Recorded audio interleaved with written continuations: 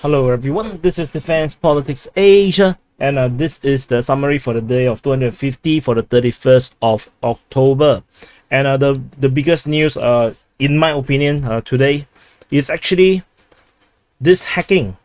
So the Russian group, there's a Russian hacker group called the Joker, has hacked into the software called Delta. It's a US American command and control software that is currently being used by the Ukrainian military, and somehow they managed to hack into this software based on one of the users. And then they managed to reportedly infiltrate to all any computers that actually access this program.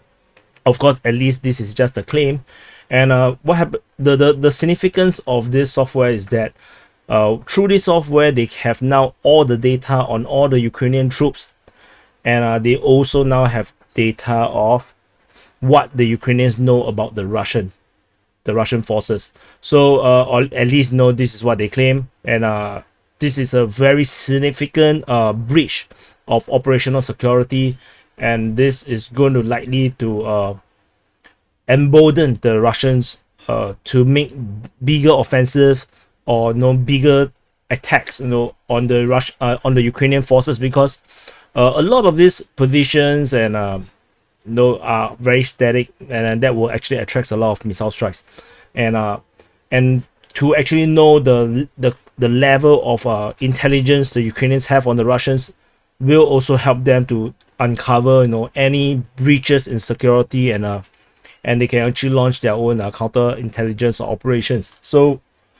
very, very significant development. I'm not sure whether this group, the Joker, will hand over the control of this to the Russian military. Most will assume they would, but of course, hackers being hackers, they are geeks. Geeks always have very weird way of doing things, so we're not sure.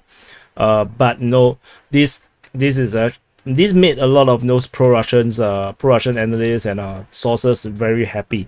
At least this news, but I would still emphasize that there is no guarantee the Joker will actually give the information to the Russian military.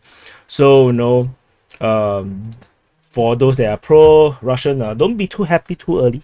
That's just my opinion. And moving on to the Southern Front, at the Mykolaiv Front. So this is Mykolaiv city, and so in case you guys are lost, this is Ukraine. And this Mykolaiv region. At the Mykolaiv Front,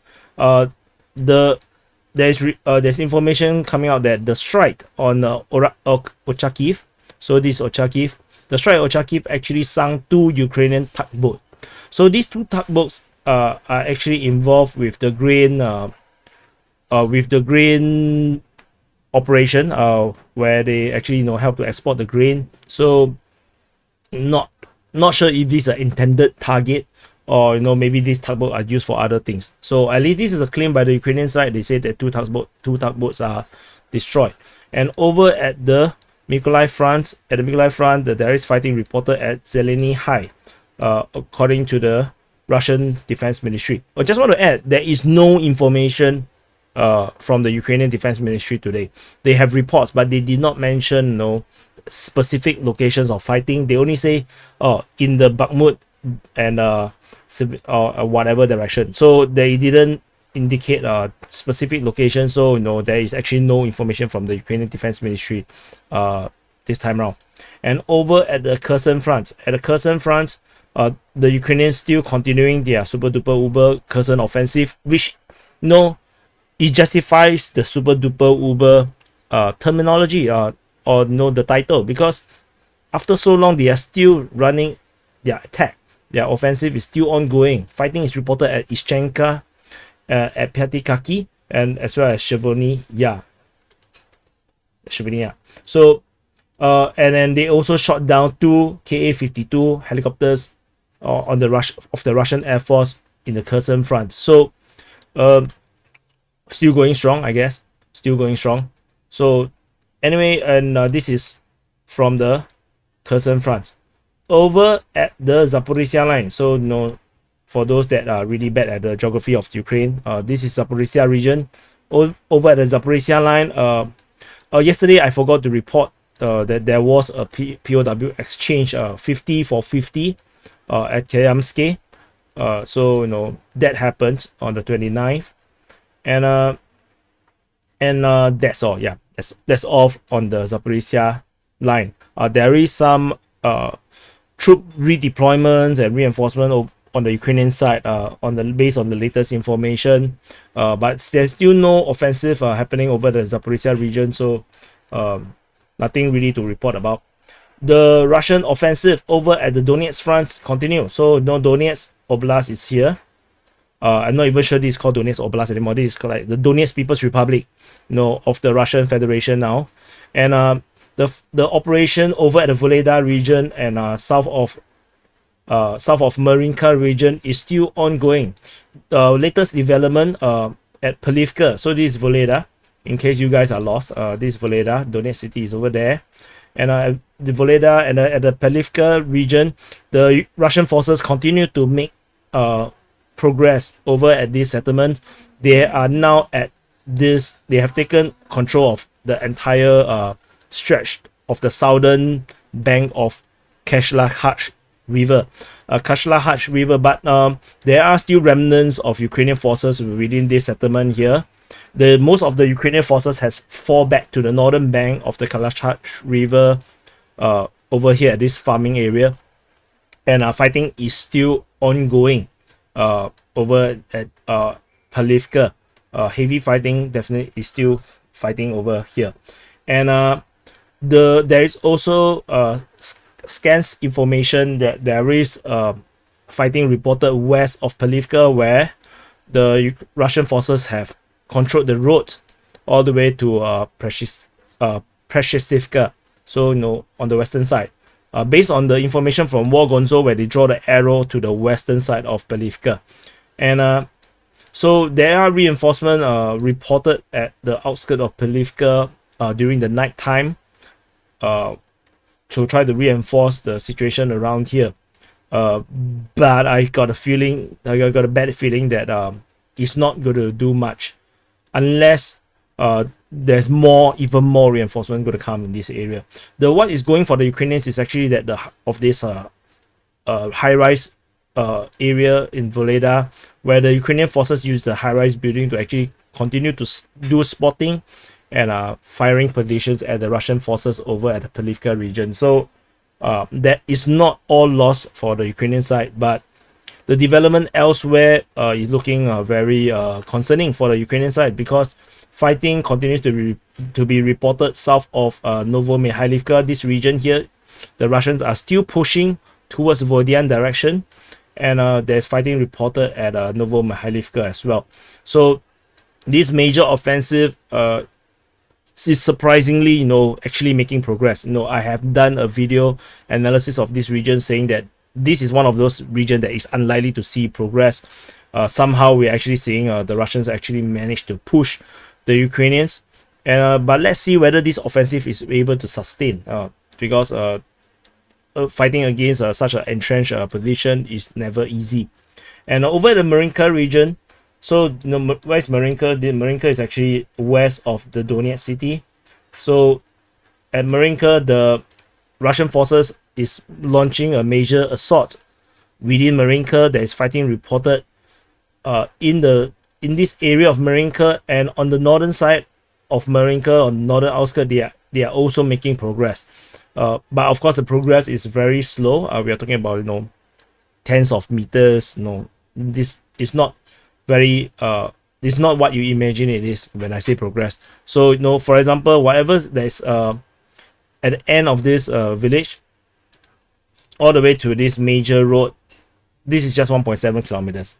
And when we talk about two streets in the report, two streets is probably only like 200-300 meters. So we are the progress is count in very small numbers.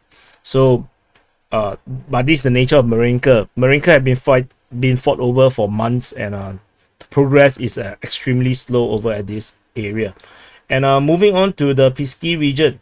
Pisky region, the Russian forces continue to be reported fighting at Povomaisky, Vodian, and Opaine. Reportedly, this information coming from only from Boris Rosin. No one else is talking about the Pisky region. Everyone is excited about all the other fronts. The progress is reportedly very slow over at this Pisky region here in the northwest of Donetsk city. And there is no updates regarding the rest of the Donetsk front. And moving on to the Bakhmut front. At the Bakhmut front, because the Ukrainian Defense Ministry did not want to tell us anything specific, so we don't have any intel usually from this region. The Bakhmut Front and the Siversk Front on the Russian side is actually managed by the Wagner private military contractors, and they don't really release much intel or information. They are pretty disciplined. At least this time round, these 2-3 months has been really disciplined from the Wagner group, so we don't really have information about that. We only have scarce information, that there is fighting reported at Bakhmut according to War Gonzo, and there is fighting reported at Soledad, and that's all we know of the Bakhmut front. Maybe the lack of information also could be suggest that the Ukrainians might be actually doing certain offensive, and the Wagner group is actually taking some hits. That could also be possible. So it's not always good news to have no news. And now moving on to the Siversk front. Siversk is actually, if you do not know, this is Severodonetsk, this is Lysychansk, and this on the western side of Severodonetsk and Lysychansk is actually the Siversk front, and focusing on Siversk city around here. And there is a helicopter shot down over at Spernay. So this video of the helicopter shot down went viral. The helicopter just took off from a road, and then it got immediately hit by a manpad, and it got hit. It started to burn, and then it flew off for several hundred meters. Then it actually crash landed. And at the beginning, everyone is claiming that it's the other side that got shot down, because the helicopter did not really have the markings of both Russians or the Ukrainian ones. So after that, it was actually revealed that it actually belongs to the Wagner group, and this Mi-8 is actually an older version, without the modification that the Russian military used to have. And usually the Russian military do not have helicopters operating so near to the front. According to pro-Russian sources, aircraft are not allowed to fly within 8 kilometers from the front line, so probably to avoid manpads, and usually helicopters on the Russian Air Force side actually never operates on its own. And I actually missed out one information over at Konstantinivka. Ukrainians have their own Mi-8 getting destroyed over at Konstantinivka. It's around this region that it crashed, and it caused a big fire. The reason for the crash is unknown. There is one Russian source saying that they shoot it down, but I can't really tell. I don't think, maybe it's just some accident, that caused the crash, because it is quite a bit of distance from the front line, 20 kilometers. So unless we see the Russian Defense Ministry's next report saying that they shot down a helicopter over Konstantinivka, then it's which I think if they do, it will be by the Air Force, by the fighter jets. If not, then it's just a crash. And moving on to the Kreminna Front, more likely to be a Kreminna Front because the Ukrainians are on the offensive. The Russians actually launched their own counteroffensive based on information from War Gonzo. They have a source with the Bas 13 volunteer group. And the volunteer forces actually launched a counteroffensive west of Kreminna. And then, however, the main bulk of the attack is actually still by the Ukrainians attacking towards Chervono-Popivka. However, they still have not succeeded in their objective to capture the road. And there is fighting also at Mykolaiv. So, and that's all from the Kreminna Front. And moving up further north, over at the Kupyansk Front. So this is Kupyansk city. At the Kupyansk Front, the Russian Defense Ministry reported fighting. Let me add Kuzymivka, and then as also at Mykolaivka here, and at Ulyansky over here. So in case you guys are lost in terms of the orientation, this is north-south to Kupyansk. So Mykolaivka is here, this Ulyansky, and further south here towards Sviatove, we have fighting at Kuzymivka here. So yeah, in case you guys are lost. So nothing else much to report unless you want to believe what the Russian Ministry of Defense say. Basically, you know, the Ukrainians launched 2 tactical groups and 2 groups of foreign mercenaries to these 3 locations. Yeah, but you know, really nothing much to talk about. And there's also a piece of information that I have missed out previously, was that the Russians actually blew up the bridge at Krasnoyishensky. Krasnoyishensky. So there is this bridge here across the Krasna River, and the bridge was prematurely destroyed by the Russian side to kind of preempt a possibility of the Ukrainians making a breakthrough over at this region. So they are trying to protect themselves earlier, so they blew up the bridge just in case. But the Russian line still holding up, but it is a sense that the Russians do not have full confidence of holding the line, and that does suggest that the Ukrainians do still have superior numbers in this front line here, and so something to, you know, really digest. And there is a concentration of forces reported at Borova according to the pro-Russian source Ryber, and so include, and this concentration of forces is a mix of the Ukrainian forces and foreign mercenaries. For the Ukrainian side, the foreign mercenaries are mostly fighting in this front, and mercenaries in this region includes significantly the Polish forces, Polish mercenaries, and the English-speaking ones.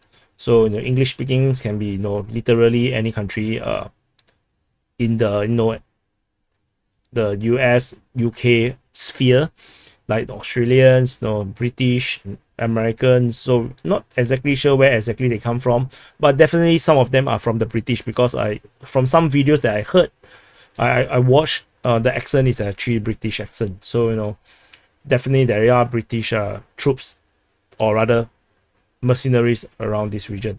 So anyway, this is the summary for the day of 250 for the 31st of October, and let me know what you think in the comments below. Do press the subscribe button if you have not subscribed, and please press the like button. You know, bombard it, hump it, burn it, kiss it, you know, caress it, touch it, you know, love it, and I'll see you in the next update.